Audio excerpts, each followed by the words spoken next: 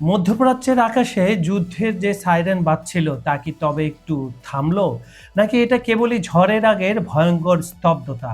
মার্কিন রণতরী যখন ইরানের উপকূলে মিসাইল দাগতে ঠিক প্রস্তুত, ঠিক তখনই এলো হোয়াইট হাউসে সেই নাটকীয় ঘোষণা, হামলা আপাতত স্থগিত। ট্রাম্পের এই আকস্মিক ইউটার্ন কি আরব দেশগুলোর অনুরোধে, নাকি ইরানের তৈরি করা গোপন মোজাইক ডক্ট্রিনের ভয়ে? অন্যদিকে তেহরানের স্পষ্ট হুঙ্কার, আলোচনা মানে আত্মসমর্পণ নয়, আমাদের সৈনিকদের আঙুল এখনো বন্দুকের ট্রিগারে। মার্কিন যুক্তরাষ্ট্রের এই পিছুটান আর ইরানের ইস্পাত কঠিন অনমনীয় অবস্থান নিয়ে আন্তর্জাতিক রাজনীতির দাবার বোর্ডে এই মুহূর্তে তৈরি হয়েছে এক চরম বিস্ফোরক পরিস্থিতি। কি ঘটতে যাচ্ছে আজ? পরমাণু অস্ত্র আর হরমুজ প্রণালী নিয়ে আমেরিকার শর্তে কি মাথা নোয়াবে ইরান, নাকি মধ্যপ্রাচ্যকে গ্রাস করতে যাচ্ছে ইতিহাসের সবচেয়ে বিধ্বংসী যুদ্ধ? সত্যটা জানতে পুরো ভিডিওটি শেষ পর্যন্ত দেখুন।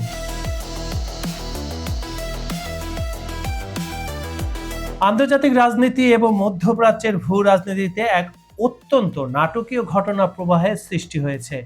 মার্কিন প্রেসিডেন্ট ডোনাল্ড ট্রাম্প ইরানের ওপর একটি পূর্ণ নির্ধারিত এবং বড় ধরনের সামরিক হামলা সাময়িকভাবে স্থগিত করার ঘোষণা দিয়েছেন। এটা আপনারা সবাই জানেন। এর পেছনের ঘটনাগুলো আমি আপনাদের এখন বলছি।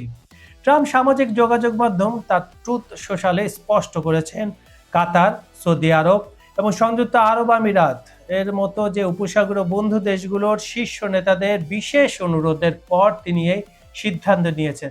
তিনি এখানে একটা শব্দ উচ্চারণ করেছেন, বিশেষ অনুরোধ। উপসাগরীয় দেশগুলোর মতে এই মুহূর্তে ইরানের সাথে একটি অত্যন্ত গুরুত্বপূর্ণ এবং সংবেদনশীল কূটনীতিক আলোচনা চলছে, যা একটি স্থায়ী চুক্তির দিকে এগিয়ে যেতে পারে। এই আলোচনার প্রতি সম্মান জানিয়ে ট্রাম্প মার্কিন সামরিক বাহিনীকে আপাতত আক্রমণ না করার নির্দেশ দেন। যদিও তিনি একই সাথে সতর্ক করেছেন, কোনো গ্রহণযোগ্য চুক্তি না হলে মার্কিন বাহিনী যে কোনো মুহূর্তে ব্যাপক আকারে হামলা চালাতে সম্পূর্ণ প্রস্তুত রয়েছে।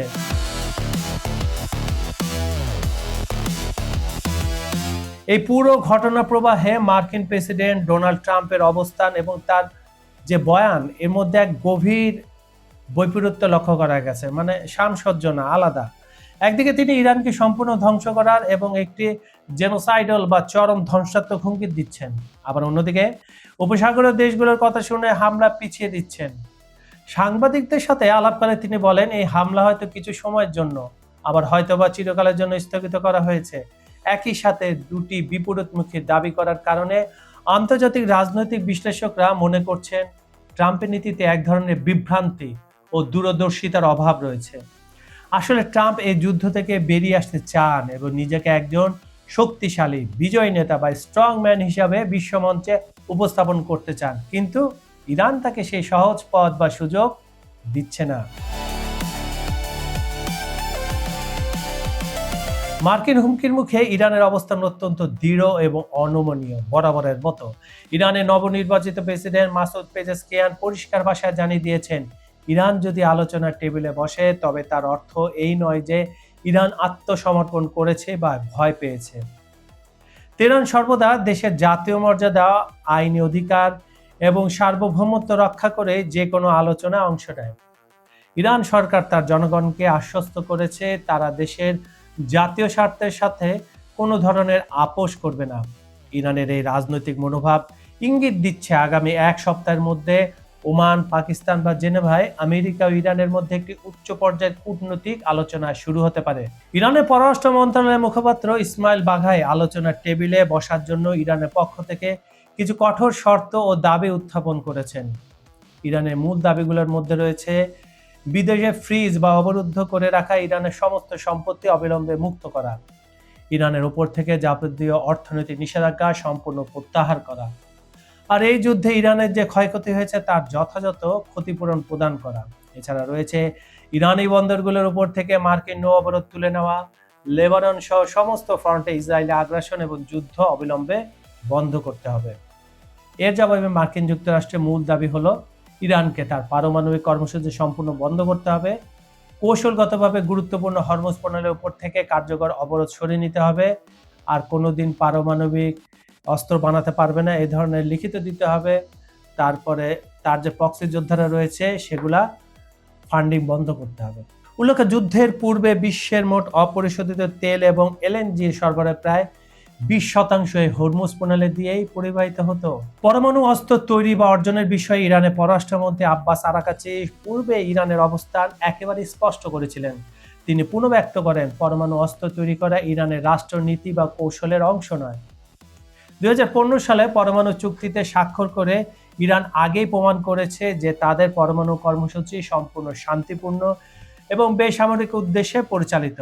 তবে ইরান এটিও স্পষ্ট করেছে, হরমুজ প্রণালী আন্তর্জাতিক বাণিজ্যের জন্য উন্মুক্ত থাকলেও যে সমস্ত দেশ ইরানের বিরুদ্ধে সরাসরি যুদ্ধে লিপ্ত রয়েছে তাদের নৌযানগুলোকে ইরানি সামরিক বাহিনীর সাথে সমন্বয় না করে এই পথ দিয়ে যেতে দেওয়া হবে না।